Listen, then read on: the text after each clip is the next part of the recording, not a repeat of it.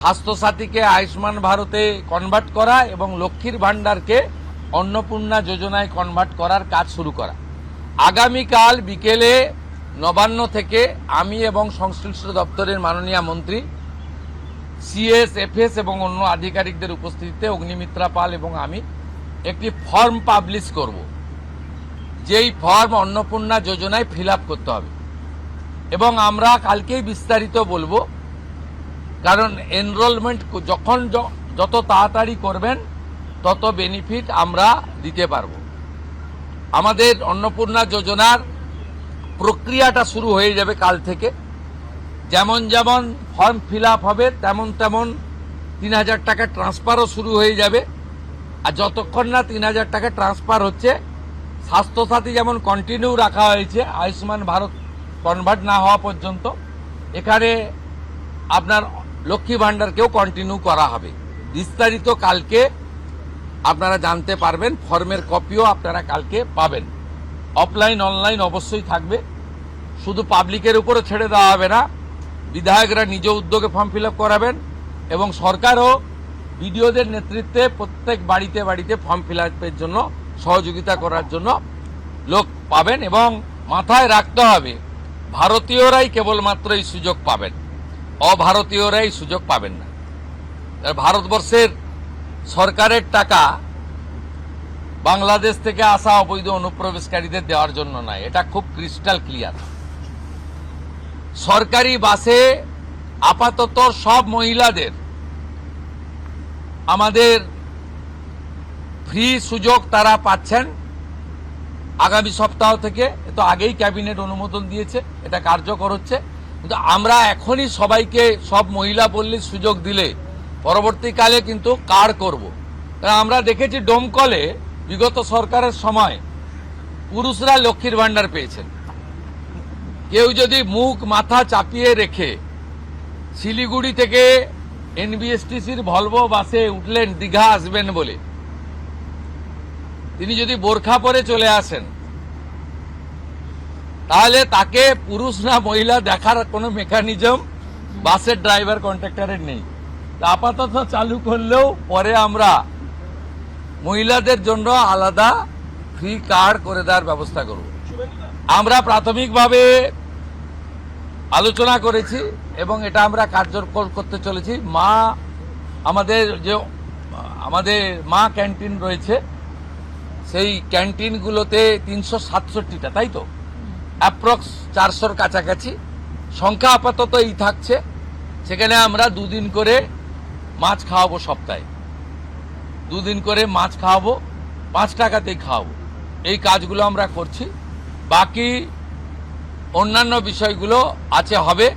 আমরা কয়েকটা প্রোগ্রাম পেয়েছি, সেটা হলো আগামী ৩০ তারিখে কেন্দ্রীয় আরবান এবং পাওয়ার মিনিস্টার আসছেন, অগ্নিমিত্রা পাল মহোদয়, তার প্রোগ্রাম পুরো অ্যাসিস্ট করছেন। আমিও একটা সময় নিশ্চয়ই কার্ডসি মিট করব। ৪ তারিখে শিপিং মিনিস্টার আসছেন, শিপিং রিলেটেড মিটিং হবে। ৬ তারিখে মাননীয় রেলমন্ত্রী আসছেন।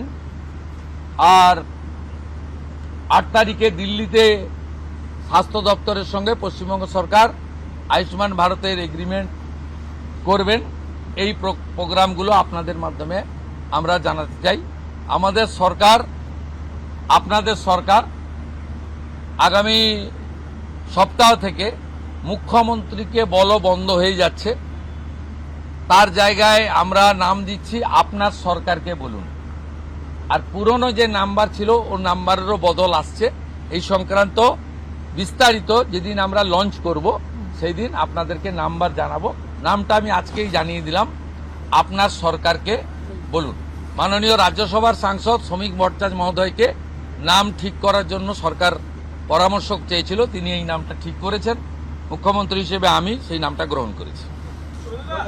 आज से देखा जा रहा है बहुत सारे लोग जो है हाथीपुर बॉर्डर, बहुत सारे बॉर्डर पे जमा हो रहे हैं, वो बॉर्डर क्रॉस करना चाह रहे हैं। क्या ये जो ऑर्डर आपने किया था, स्टेट गवर्नमेंट ने किया था, होल्डिंग सेंटर हर एक डिस्ट्रिक्ट में होना चाहिए, उसके बाद डर के मारे जो है लोग बॉर्डर क्रॉस करना चाह रहे हैं। ये एग्जिस्टिंग फॉरेनर्स एक्ट है, कोई नया कानून नहीं है।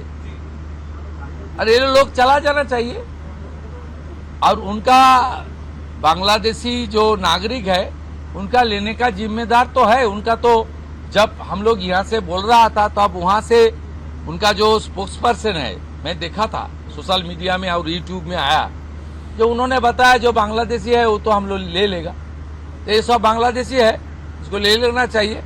लेकिन ये लोग को, पुलिस को हम लोग बता दिया जेल में भेजने का जरूरत नहीं है।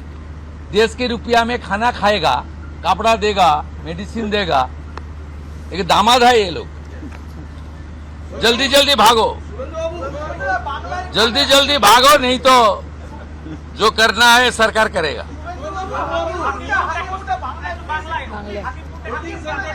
না না, আমি হাকিমপুর সম্পর্কে জানি না, আমি মিডিয়াতে দেখছিলাম, কিন্তু এটা নতুন কিছু নয়, প্রেজেন্ট অ্যাক্টই রয়েছে।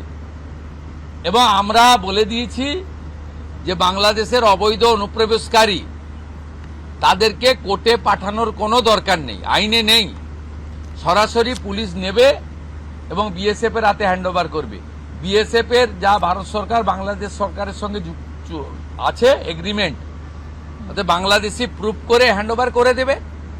আমাদের জেলে 3 মাস 6 মাস 2 বছর রেখে আপনার চাল, আপনার ডাল, আপনার তেল, আপনার মাছ, আপনার ডিম, আপনার কাপড়, আপনার মেডিসিন ওদেরকে দেব কেন? এটা তো ভারতীয়দেরই ক্ষতি হচ্ছে, আমাদের রাজ্যেরই ক্ষতি হচ্ছে। সেই জন্য আইনটা এতদিন ছিল ভোট ব্যাংকের স্বার্থে কেউ বা কারা ব্যবহার করেনি। আমরা ভোট ব্যাংকের বাইরে গিয়ে দেশের স্বার্থে, রাজ্যের স্বার্থে এই আইন কার্যকর করছি। আবেদন করেছেন যে যারা এতদিন অভিযুক্ত রয়েছেন তাদেরকে গ্রেফতার করার জন্য এসপির কাছে, পুনরায় কি তদন্ত শুরু করবেন? আমি আবেদন পাই, এসপির কাছে উনি আবেদন করেছেন। এসপি নিশ্চয়ই ডিজিকে পাঠাবেন, ডিজি আমার সঙ্গে পরামর্শ করবেন। আমি হোম মিনিস্টার হিসেবে নিশ্চয়ই, আমার তো আইনের শাসন প্রতিষ্ঠা করার জন্যই আমাকে আপনারা মুখ্যমন্ত্রী করেছেন। তা আইনের শাসনে তামান্নাও আইনের শাসন পাবেন। আমরা তো বলেছি শাসকের আইন চলবে না, আইনের শাসন চলবে। বিরোধী দলের আমরা তো বলেছি স্কুল, কলেজ, মন্দিরের 1 কিলোমিটারের মধ্যে মদের দোকান লাইসেন্স দেওয়া যাবে না। এ সরকার অন্যভাবে চলবে, চিন্তার কোনো কারণ নেই। আমার সঙ্গে ভারত সরকারের মন্ত্রী জিতেন্দ্র সিং এর একটা মিটিং আছে 3:30টার সময়। এখন 2:30 বাজতে যায়, 1 ঘন্টা লাগবে যেতে। প্লিজ, সেটা হচ্ছে বিশেষ বিশেষ সাংসদ বিরোধীদের, তাদেরকে আপনি ডাকবেন এই বিশেষ বিশেষের টাইম যদি বলেন যে কি, মানে যারা অনেকদিন পরে সত্য কথা বলছে তারাই বিশেষ বিশেষ সাংসদ। যারা বলছেন যে আপনারা আমাদের স্বাধীনতা পাইয়ে দিয়েছেন, যারা বলছেন যে এর কোনো ভবিষ্যৎ নেই, ফলতাতে যে চতুর্থ হয়েছে সে আর 1 তো দূরের কথা 2-এই আসতে পারবে না।